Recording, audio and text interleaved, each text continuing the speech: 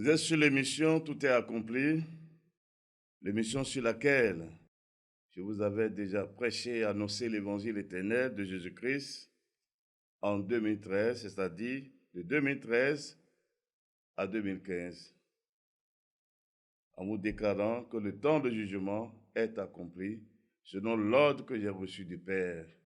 Apocalypse 14, 6 à 7 est accompli. Et nous sommes dans le temps de jugement, car c'est Dieu qui a fixé un temps pour chaque chose.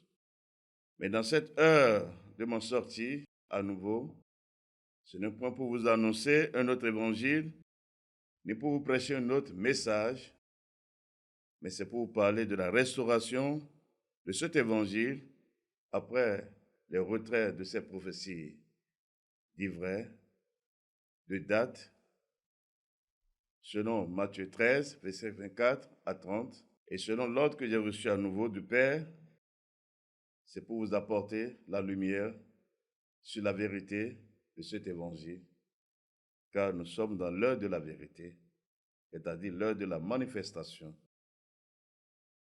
Et selon le sceau que le Père m'a donné, c'est de vous avertir. Et c'est ce que j'avais fait. Et c'est dans ça que nous sommes encore, dans cette porte qui n'est qu'une porte de rachat, car je n'ai qu'un court temps pour vous parler encore dans cette phase. Car il y a un temps pour parler, il y a un temps pour garder le silence, c'est-à-dire il y a un temps pour agir. Et nous voici dans l'heure de la vérité. Lorsque nous lisons dans Apocalypse 14, versets 6 à 7, il est écrit, « Je vis un autre ange qui volait par le milieu du ciel, ayant un évangile éternel, pour l'annoncer aux habitants de la terre, à toute nation, à toute tribu, à toute langue et à tout peuple. Il disait d'une voix forte, craignez Dieu et donnez-lui gloire, car l'heure de son jugement est venue, et adorez celui qui a fait le ciel et la terre et la mer et les sources d'eau. » Et sur cette parole que je vous avais déclaré que le temps de jugement est accompli selon l'ordre que j'ai reçu du Père. Et c'est la vérité. En parlant de cet évangile ici, il est dit évangile éternel, c'est-à-dire après cet évangile, il n'y a point un autre message. C'est le message de la fin. C'est le message de la fin. Et nous sommes à la fin de toutes choses, selon le temps que le Père a fixé, selon son propre conseil. En parlant de la vérité de cet évangile, cela parle de l'avènement du Fils de l'homme dans sa troisième venue, c'est-à-dire son apparition du ciel, où tout œil le verra, selon que les Écritures en témoignent. Lorsque nous lisons dans Apocalypse 1, le verset 7, « Voici, il vient avec les nuées, et tout œil le verra, même ceux qui l'ont percé, et toutes les tribus de la terre se lamenteront à cause de lui. Oui, Amen. » C'est irrévocable. C'est déjà arrêté. Et c'est ce qui est accompli en ce jour. Et nous sommes dans la phase de la pleine manifestation. Car l'Apocalypse est déjà accompli. Une chose, c'est que la chose soit accomplie. Et l'autre chose, c'est que ce qui est accompli se manifeste. C'est comme ça Dieu agit. Et nous voici dans l'heure de la vérité. Donc il est bien dit, voici il vient avec les nuées, et tout œil le verra. Ce n'est pas en cachette, il apparaîtra du ciel avec des nuées, et tout œil le verra. Même ceux qui l'ont percé, c'est-à-dire les Juifs, et toutes les tribus de la terre se lamenteront à cause de lui. Oui, Amen. Il est dit, et toutes les tribus de la terre se lamenteront à cause de lui. Et c'est dit, oui, Amen. Ils se lamenteront, car ce ne serait pas un jour de joie pour les habitants de la terre. Ce ne serait pas un jour de réjouissance, ni un jour d'allégresse, mais c'est un jour de détresse que les nations n'ont jamais connu. C'est un jour de la ruine éternelle de tous les hommes qui seront sur la face de la terre lorsqu'il apparaîtra du ciel. Car c'est un jour de colère, un jour de vengeance. Dans la vérité de cet évangile, cela parle de l'avènement du Fils de l'homme. Or, cet avènement, cette apparition du ciel, c'est pour la destruction totale de ce monde, en vue de la manifestation visible du nouveau monde que Dieu a créé pour la consolation de ceux qui l'aiment. Et nous voici dans l'heure de la vérité. Car c'est ce que les Écritures en témoignent dans le ministère des apôtres. Lorsque nous lisons dans 2 Pierre 3, le verset 10. Le jour du Seigneur viendra comme un voleur.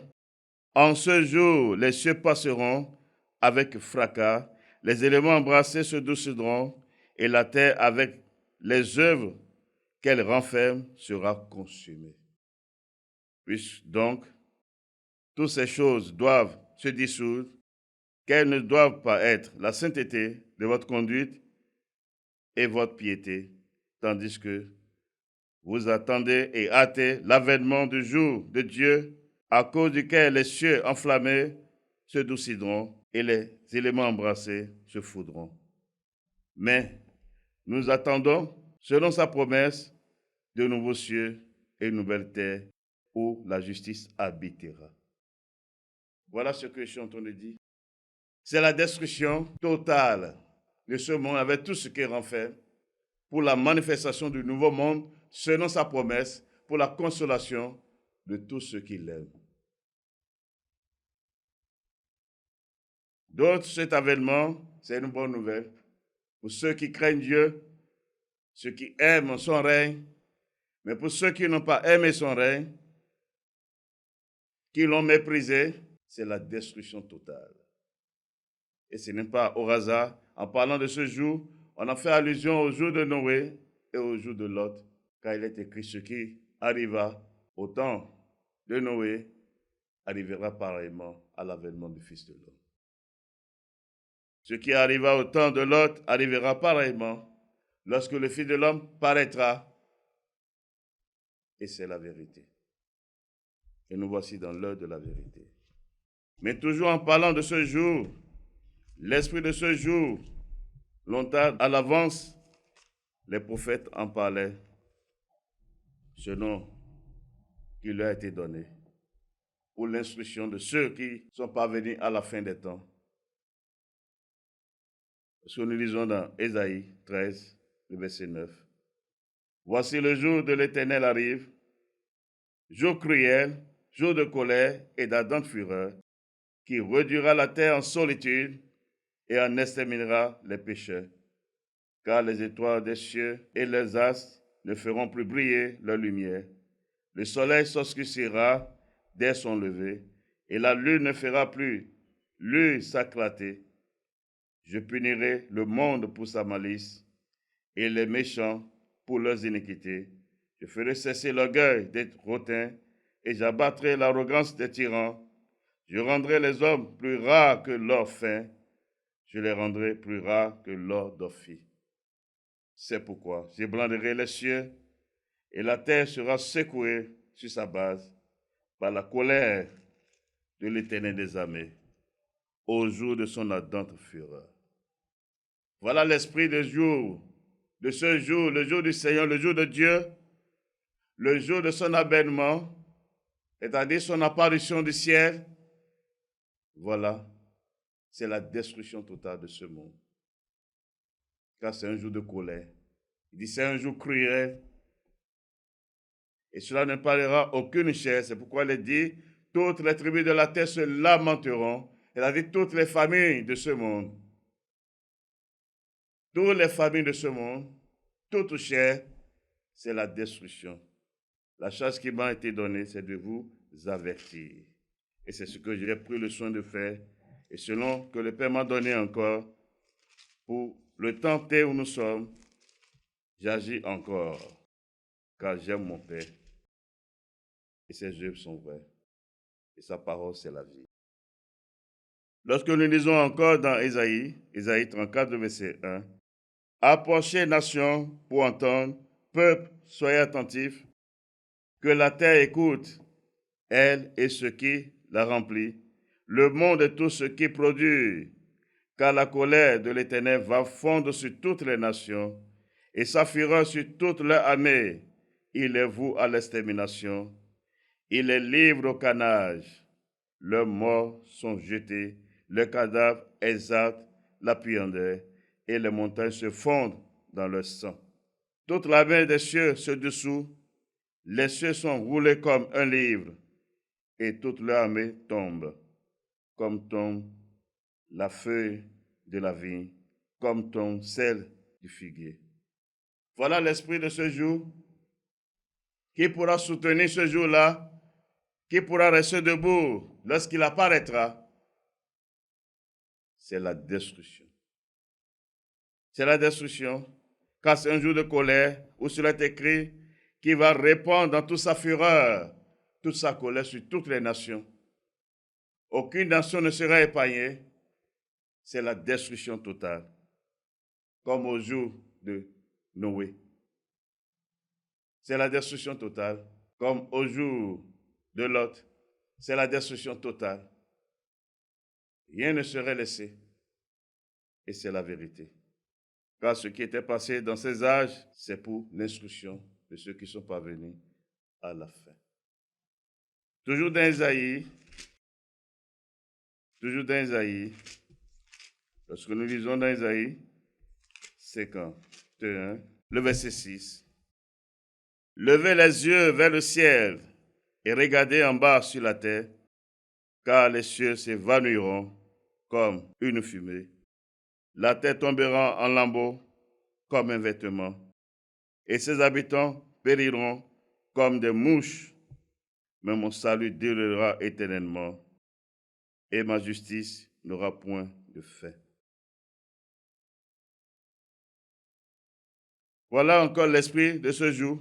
Les cieux vont s'évanouir, vont passer en flacon, seront déroulés comme un livre en vue de la manifestation du nouveau qui est en vue, qui est déjà fait en lui, qui sera manifeste dans toute sa puissance lors de l'apparition glorieuse du Fils de l'homme du ciel. Tous les habitants de la terre, y compris la terre, c'est la destruction. Voilà la vérité du jour du Seigneur. Voilà la vérité qui est derrière ce message, qui est derrière l'évangile éternel.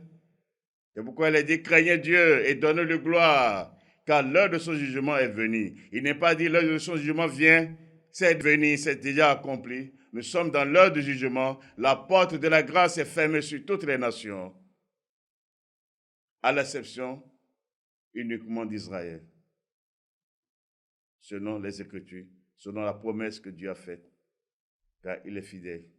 C'est lui qui a promis le salut et c'est lui qui a le pouvoir de délivrer. Et nous voici dans l'heure de la vérité, car le temps qu'il a donné aux nations est venu à son terme. C'est pourquoi il m'a suscité du milieu des nations avec son évangile, avec son sceau et avec l'esprit et la puissance de Christ pour vous apporter ce message, afin que personne ne dira, je n'ai pas compris, j'ai été séduit, on m'a trompé. C'est pourquoi je m'efforce de vous lire dans vos Bibles, car c'est la même Bible que nous avons. Ce que j'ai, c'est ce que vous avez. Et c'est ce qui est écrit dans vos Bibles. C'est pourquoi il n'y a pas d'excuse. Et lorsque nous voyons encore, en parlant de ce jour, toujours dans les prophètes, lorsque nous lisons dans Sophonie 1, le verset 2 à 3, « Je détruirai tout sur la face de la terre, dit l'Éternel. Je détruirai les hommes et les bêtes, les oiseaux du ciel et les poissons de la mer, les objets de scandale et les méchants avec eux. J'exterminerai les hommes de la face de la terre, dit l'Éternel. » Voilà l'esprit ouvert de ce jour. Le jour du Seigneur, son apparition, dans toute sa fureur, voilà, où toute la terre serait mise dans une grande détresse, désolation, pour une ruine éternelle, car la résolution est déjà arrêtée. Et nous voici dans l'heure de la vérité. Nous voici dans l'heure de la vérité. Donc, en parlant de l'avènement du Fils de l'homme, son apparition du ciel, comme je le disais, et je le dis encore, c'est la fin de ce monde, c'est-à-dire c'est la destruction totale de ce monde. C'est pourquoi ce n'est pas au hasard. Dans les Écritures, lorsque les disciples demandaient à leur maître, lui posaient des questions, nous lisons dans Matthieu 24, le verset 3. Il s'assit sur la montagne des Oliviers et les disciples vinrent en particulier lui faire cette question. Dis-nous quand arrivera-t-il et quel sera le signe de ton avènement et de la fin du monde. Donc ils ont une préoccupation, à part la préoccupation de savoir quand est-ce que la destruction du temple aura lieu et ce qui est déjà accompli en l'an 70 par les Romains. Ils ont détruit Jérusalem actuelle et son temple, selon que les prophètes l'ont annoncé longtemps à l'avance dans Daniel. Mais la dernière partie de la question est quel sera le signe de ton avènement et de la fin du monde. Nous avons vu qu'ils ont lié les deux événements ensemble. L'avènement du Fils de l'homme, c'est-à-dire son apparition du ciel, et la fin du monde, ce n'est pas au hasard.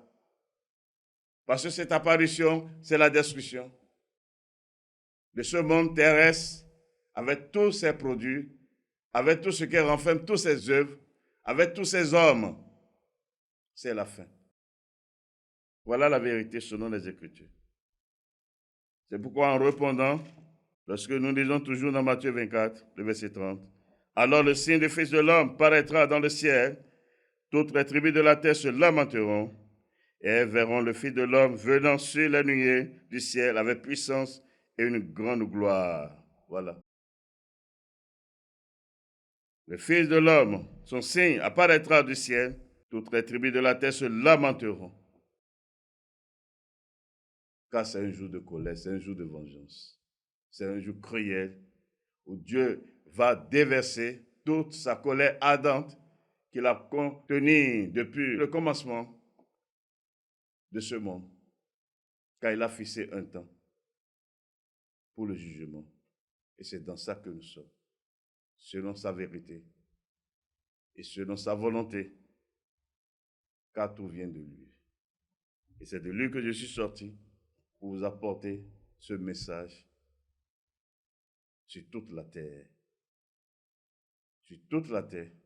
Et nous voici dans l'heure de la vérité. Donc voilà la vérité de cet évangile, ce que le diable et ses enfants ont cru combattre, ont cru enterrer par ces ivraies de prophétie, par leur méchanceté, parce que c'est par leur méchanceté, par leur haine, qu'injustement, ils m'ont mis en prison. Car de tout ce qu'ils m'ont accusé, je n'en suis même pas en trace. Je n'en suis rien de ça. Eux-mêmes en savent, y compris tous ceux qui les ont soutenus. Car en moi, il y a la vérité. Il y a la vérité, je suis la vérité. Car tout ce que je dis, c'est la vérité. Tout ce que je fais, c'est la vérité. Car c'est ce que le Père m'a prescrit. Et je n'en ai pas honte. Je n'en ai pas honte. Voilà la vérité que le diable ne veut pas que vous compreniez, que vous saisissez le sens pour échapper à la colère de Dieu. En m'envoyant en prison, ces croyants me font mourir, car c'est leur esprit, c'est de faire mourir pour enterrer cet évangile. Car c'est mon évangile. Je suis le seul que le Père a donné son sceau pour cet évangile. Et c'est mon évangile. L'Apocalypse, c'est mon livre que mon Père m'a donné. Et je n'en ai pas honte. Je parle ainsi ouvertement afin que cela puisse vous servir de témoignage.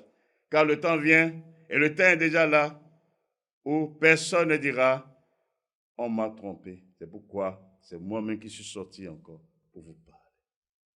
Ce n'est pas un autre. C'est moi-même qui suis sorti pour vous parler selon l'ordre que j'ai reçu de mon Père. Et nous voici dans l'heure de la vérité. D'autres vont dire non, il est un escroc, j'ai escroqué qui produit des preuves, mais vont murmurer en bas. Quelqu'un a vendu sa maison à cause de lui. Personne n'a vendu quoi que ce soit. À cause de moi, à cause de mon évangile, non. Je n'ai jamais prêché ni enseigné de près et de loin en disant, c'est l'avènement du Fils de l'homme, le temps est accompli, vendez vos biens. Je n'ai jamais enseigné cela. Je n'ai jamais prêché cela. Même pas en trace pour qu'on parle de livret, non. Mais ces imposteurs, ces fils du diable, ont dit non. C'est vrai, quelqu'un était avec moi. Il a vendu sa maison, effectivement. Mais il n'a pas vendu sa maison à cause de moi, ni à cause de mon évangile. Il n'a pas vendu sa maison à cause de mes enseignements, mais il a vendu sa maison à cause de son entreprise.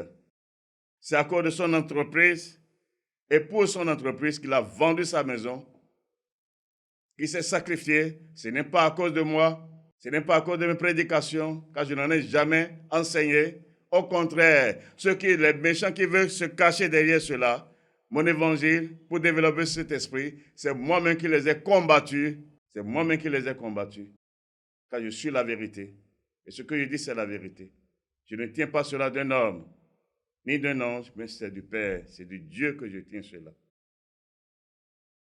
Et lui-même qui m'enseigne ce que je suis en train de vous dire. Ce que je presse et ce que j'enseigne.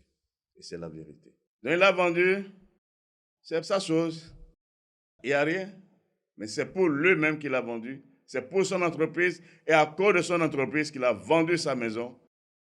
Et pour preuve, le temps où nous sommes, il est à la tête de cette entreprise en tant que PDG ou DG. Et ceux qui l'entourent en savent cette vérité, que je n'en suis rien de ça.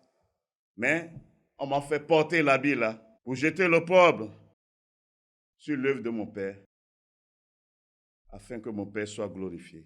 Voilà la vérité. Voilà la vérité. C'est une seule personne qui était avec moi, car celui-là n'est plus avec moi. Une seule personne qui a vendu sa maison. Mais pas pour moi, ni pour mon évangile, mais à cause de son entreprise et pour son entreprise qu'il a voulu sauver. Et actuellement, il est la tête de l'entreprise. L'ancien directeur qui est là en savent cette vérité. Sinon, d'où il a trouvé tout cet argent qu'il a investi dans l'entreprise, dans le capital, c'est l'argent de la maison là. Certains, l'un de ses amis proches en savent cette vérité. Dites-lui que c'est ce que j'ai dit, il ne pourra pas dire le contraire. Même s'il dit le contraire, cela ne m'étonnera non plus. Mais les preuves sont là. Ses filles en savent, sont là. Et son entreprise, c'est l'AGETIP. Je n'en ai pas honte de parler ainsi, publiquement, car c'est pour son entreprise. Et il est le PDG ou le DG actuellement de là. Et il est présentement là, à la tête de l'entreprise. Donc c'est pour l'entreprise, ce n'est pas pour moi. Donc je n'ai jamais prêché ni enseigné. Vendez vos biens, parce que Jésus-Christ vient. Le temps est accompli, le temps de Dieu est accompli. Non, cela n'est même pas sorti de moi en trace. Au contraire, j'ai combattu ces méchants qui veulent développer cet esprit en moi. Voilà la vérité. J'ai parlé ouvertement afin que cela puisse vous servir de témoignage. Personne ne dira, on m'a trompé. Parce qu'ils en parlent, ils chuchotent, ils bémient. Qui j'ai escroqué? Est-ce qu'un escroc parle librement? Malgré qu'il m'a envoyé en prison, je suis sorti. Je suis libre. Je n'ai pas fui, je suis toujours dans la même localité où tous m'ont connu parce que je n'en suis rien de tout ce qu'ils m'ont collé, afin que mon Père soit glorifié. Donc si j'en parle ainsi, c'est pour vous et à cause de vous que j'ai parlé, car nous sommes dans l'heure de la vérité. La charge que le Père m'a donnée, c'est de vous avertir. Donc personne ne dira, on m'a trompé, je n'avais pas compris. Non, voilà la vérité. Voilà la vérité, car nous sommes dans l'heure de la vérité et je n'en ai point honte. Donc lorsque nous parlons de ce jour, de l'apparition du Fils de l'homme du ciel, dans sa troisième venue, avant cette manifestation glorieuse, on doit voir, selon les Écritures, selon l'ordre du Père, selon le conseil de sa volonté, un homme d'abord. Et c'est de cet homme que je m'en vais vous parler. L'Antéchrist. On va le voir d'abord. C'est pourquoi on dit ante. Ante veut dire avant.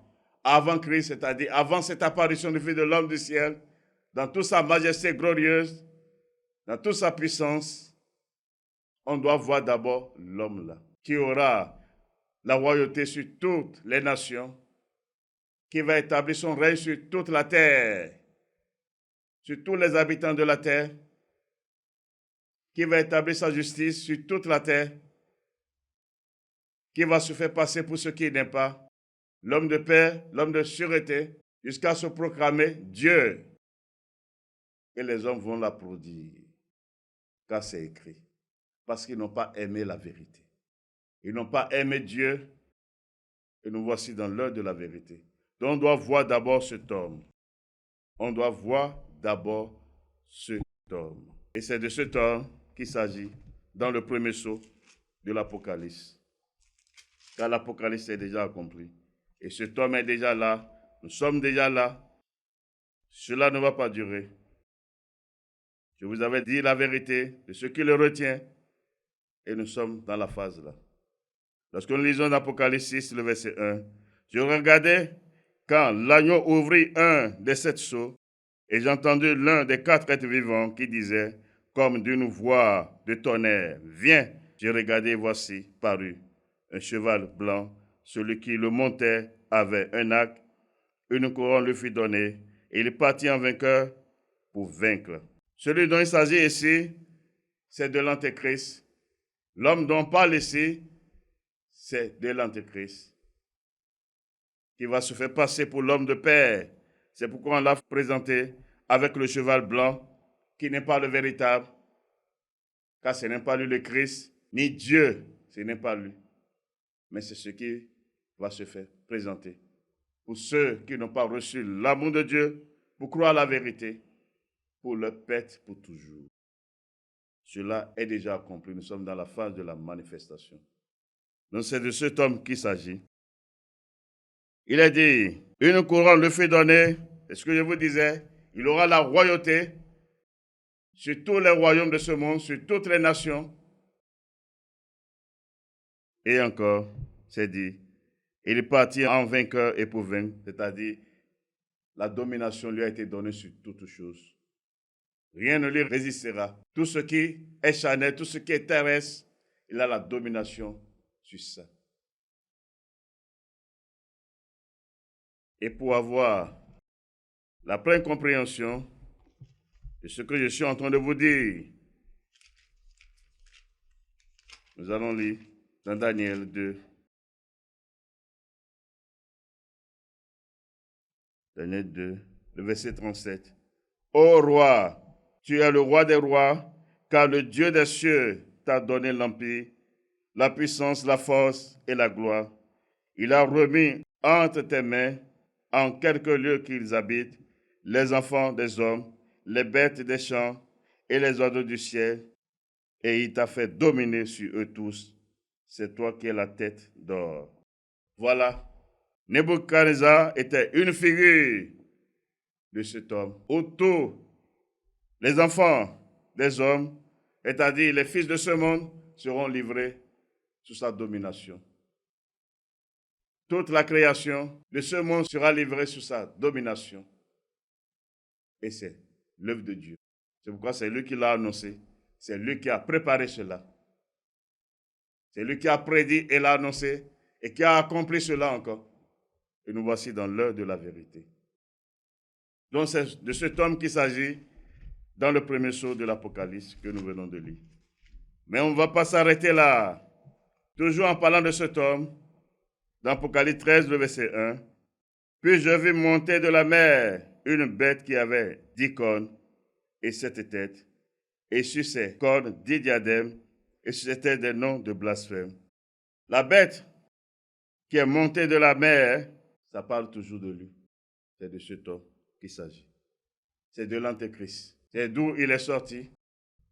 C'est-à-dire, il vient de Satan. car la mer, c'est là la demeure de Satan. Lorsqu'il a été précipité du ciel, c'est la mer qu'il a recueillie. C'est de la mer qu'il sort pour venir corrompre les hommes sur la terre et il retourne. C'est là sa demeure. C'est pourquoi c'est de là que la bête là est sortie, car c'est son fils. Elle dit c'est de lui qu'il est sorti. Et nous lisons le verset 2. La bête que je vis était semblable à un léopard, ses pieds étaient comme ceux d'un ours et sa gueule comme une gueule de lion. Le dragon lui donna sa puissance et son trône et une grande autorité. Regardez tout ce que Satan est, c'est ça qu'on va voir corporellement en cet homme. C'est ce qu'on va voir corporellement en cet homme. Il est le Christ de Satan, c'est pourquoi il va lui donner son trône et son autorité, tout ce qu'il est, dans toute sa plénitude en lui, et c'est encore lui-même. Et le verset 3, je vis l'une de ses têtes comme blessée à mort, mais sa blessure mortelle fut guérie, et toute la terre était dans l'admiration derrière la bête, et ils adoraient le dragon, parce qu'il avait donné l'autorité à la bête.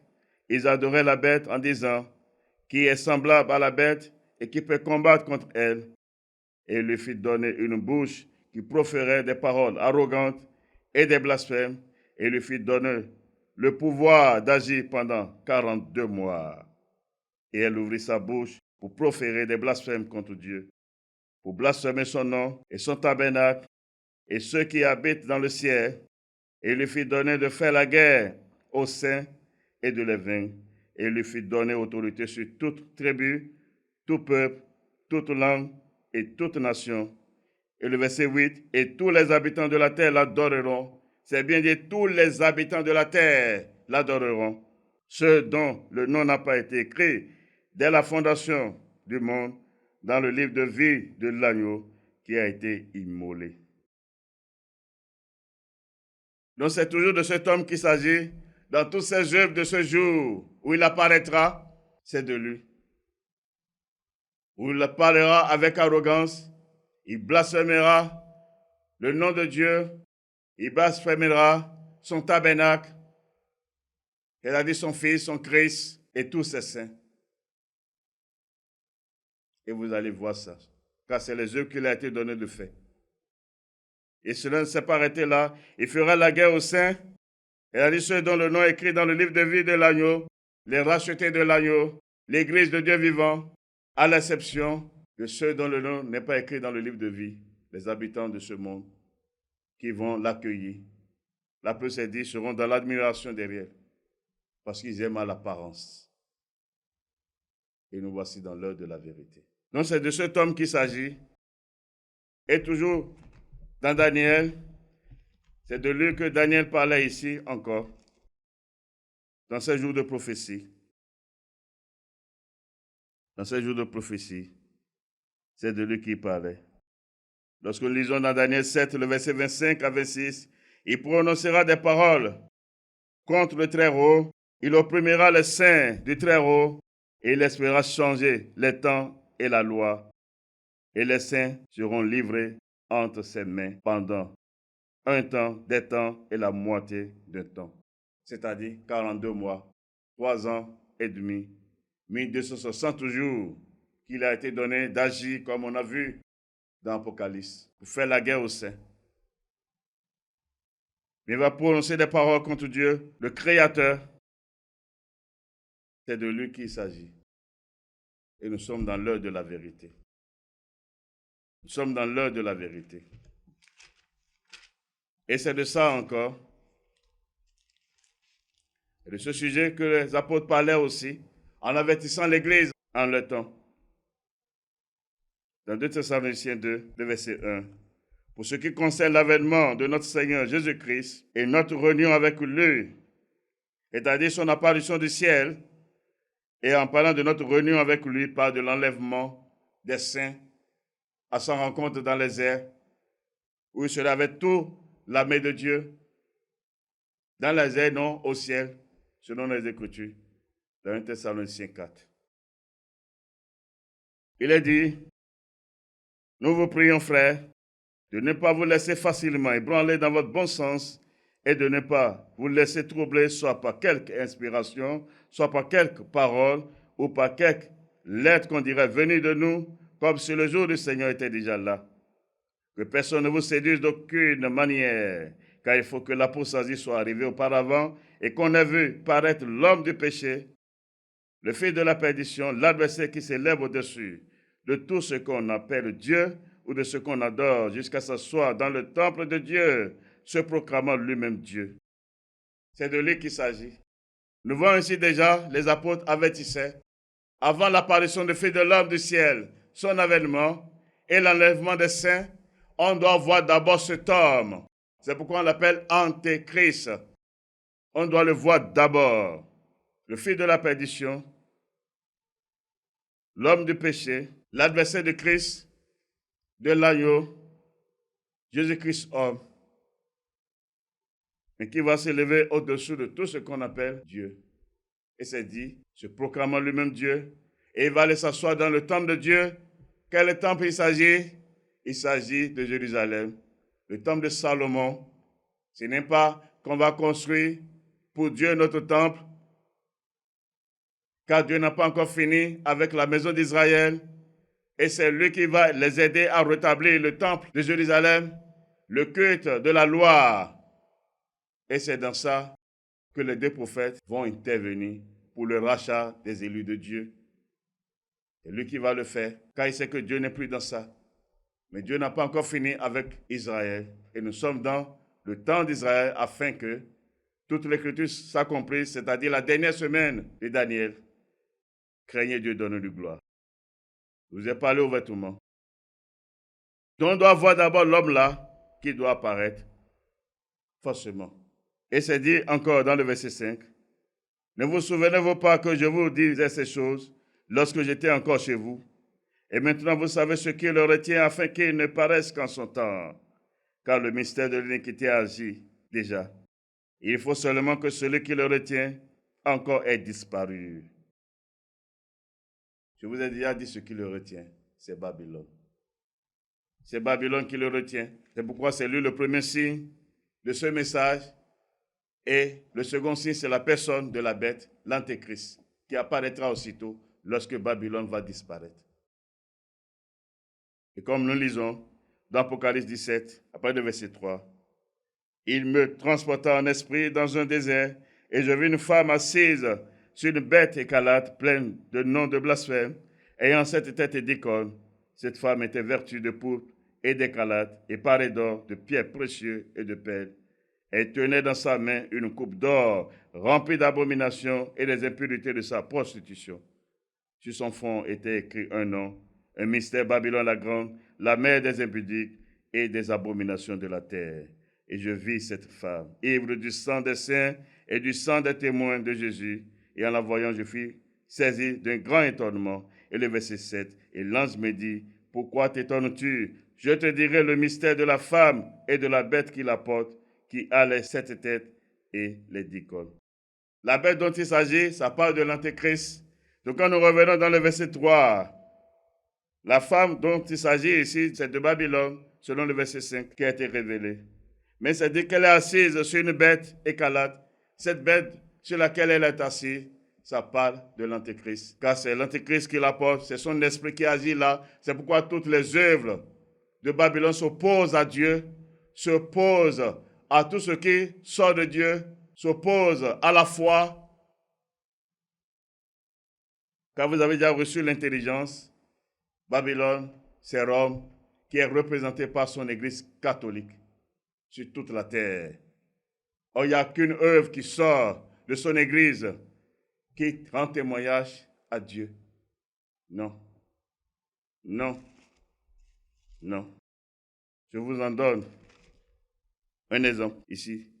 1 Timothée 3, le verset 1. Cette parole est certaine. Si quelqu'un respire la charge d'évêque, il désigne une œuvre excellente. Il faut donc que l'évêque soit irréprochable, mari d'une seule femme, sobre, modéré, réglé dans sa conduite, hospitalier, propre à l'enseignement.